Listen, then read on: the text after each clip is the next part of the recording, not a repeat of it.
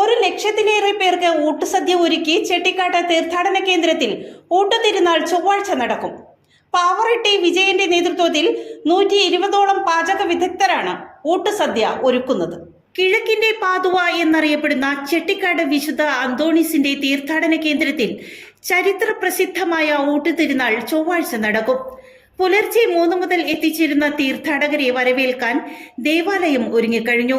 വിശുദ്ധ അന്തോണീസിന്റെ 3 തിരുശേഷിപ്പുകളായ അഴുകാത്ത നാവ്, കൈയുടെ അസ്ഥി, സഭാവസ്ത്രത്തിന്റെ ഒരു ഭാഗം എന്നിവ സൂക്ഷിച്ചിരിക്കുന്ന ഇന്ത്യയിലെ ഏക ദേവാലയമായതിനാൽ തിരുനാൾ ദിനത്തിൽ വൻ തിരക്കായിരിക്കും അനുഭവപ്പെടുക. കേരളത്തിനകത്തും അയൽ സംസ്ഥാനങ്ങളിൽ നിന്നുമുള്ള തീർത്ഥാടക പ്രവാഹം കണക്കിലെടുത്ത് ഗതാഗത സുരക്ഷാ സംവിധാനങ്ങൾ ഒരുക്കിയിട്ടുണ്ട്. പാവറട്ടി വിജയന്റെ നേതൃത്വത്തിൽ 120ഓളം പാചക വിദഗ്ധരാണ് ഊട്ടുസദ്യ ഒരുക്കുന്നത്. തിങ്കളാഴ്ച രാവിലെ rector father doctor Benny Vazhakoottathil അടുപ്പിൽ തീ പകർന്നു നൽകിയതോടെ പാചകപ്പുര സജീവമായി. ആയിരങ്ങളെ ഒരേ സമയം ഉൾക്കൊള്ളാൻ കഴിയുന്ന ഊട്ടുപന്തൽ പള്ളിമുറ്റത്ത് ഒരുക്കിയിട്ടുണ്ട്. തിരക്ക് ഒഴിവാക്കുന്നതിനായി 10 കൗണ്ടറുകളിലായി ഊട്ടുനേർച്ച വിതരണം ചെയ്യും. ഫൈബർ പ്ലേറ്റിൽ ബൊഫെ രീതിയിൽ ആയിരിക്കും നേർച്ച സദ്യ വിതരണം ചെയ്യുന്നത്. ഊട്ടുനേർച്ചയുടെ ഒരുക്കങ്ങൾ പൂർത്തിയായതായി റെക്ടർ ഫാദർ ബെന്നി വാഴക്കൂട്ടത്തിൽ പറഞ്ഞു.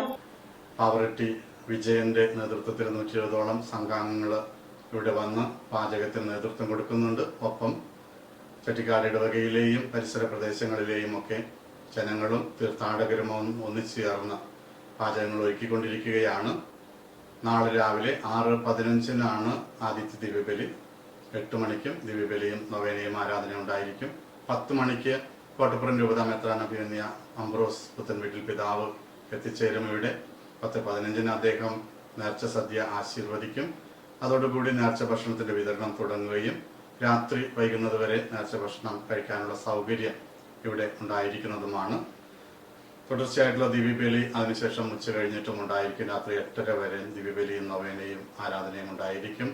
ഏതാണ്ട് 1,00,000-ഓളം വരുന്ന, അതിലധികം വരുന്ന തീർത്ഥാടകർ ഇവിടെ വരുമെന്നാണ് ഞങ്ങൾ പ്രതീക്ഷിക്കുന്നത്. സൗഖ്യദായകമായിട്ടുള്ള ഊട്ടുസദ്യയാണ്. അത് ഭക്ഷിച്ച സൗഖ്യം നേടുവാനും അനുഗ്രഹങ്ങൾ പ്രാപിക്കുവാനും എത്തുന്ന എല്ലാ മക്കൾക്കും പ്രത്യേകമായി ഹൃദയംഗമായിട്ടുള്ള സ്വാഗതം ആശംസിക്കുകയാണ്. വരിക, അന്തോണീസ് പുണ്യവാന്റെ നേർച്ച ഭക്ഷണം കഴിക്കുക, പ്രാർത്ഥിക്കുക, അനുഗ്രഹങ്ങൾ നേടി നമുക്ക് തിരിച്ചു പോകാം. പോലീസ് ഉദ്യോഗസ്ഥർ ഒരു പ്രത്യേകമായിട്ടുള്ള ഒരു സംഘം തന്നെ 100ഓളം പോലീസ് ഉദ്യോഗസ്ഥർ ഇവിടെ വരാമെന്ന് പറഞ്ഞിട്ടുണ്ട്.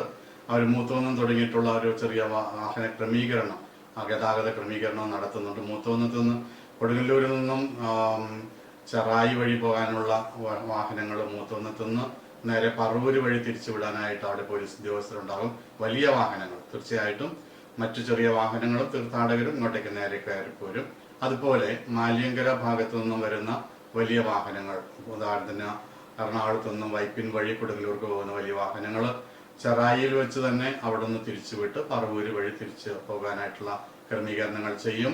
മുനമ്പത്തു നിന്നും മാലിയങ്കര വഴി വരുന്ന വാഹനങ്ങളും ചെറായി വഴി തിരിച്ചുവിടുന്നതായിരിക്കും. അപ്പോൾ തീർത്ഥാടകർക്കുള്ള വാഹനങ്ങൾ കൃത്യമായിട്ട് ഇവിടെ ഇതുവഴി വരുവാനും വലിയ വാഹന തടസ്സങ്ങൾ ഇല്ലാതെ, ഗതാഗത തടസ്സം ഇല്ലാതെ കാര്യങ്ങൾ നീങ്ങുവാനായിട്ട് സാധിക്കും. അതിനായിട്ട് പൊതുജനങ്ങളുടെ എല്ലാവിധ സഹായ സഹകരണങ്ങളും ഞങ്ങൾ അഭ്യർത്ഥിക്കുകയാണ്. ഇവിടെ നമുക്ക് 7ഓളം പാർക്കിംഗ് ഗ്രൗണ്ടുകൾ പള്ളിയുടേതായിട്ടും മറ്റുമൊക്കെ ആയിട്ടും ഉണ്ട്. വളരെ പ്രത്യേകിച്ച് എടുത്തു പറയേണ്ടത് കൊട്ടുവള്ളിക്കാട് സഭയുടെ കീഴിലുള്ള ക്ഷേത്ര മൈതാനമാണ്. അവിടെയാണ് ഏറ്റവും കൂടുതൽ വാഹനങ്ങൾ പാർക്ക് ചെയ്യാൻ നമുക്ക് സൗകര്യമുള്ളത്. ആ ക്ഷേത്ര മൈതാനത്തിൽ അതിനു വേണ്ടിയിട്ടുള്ള എല്ലാ സൗകര്യങ്ങളും സഭയുടെ അധികാരികൾ ഒരുക്കിയിട്ടുണ്ട്.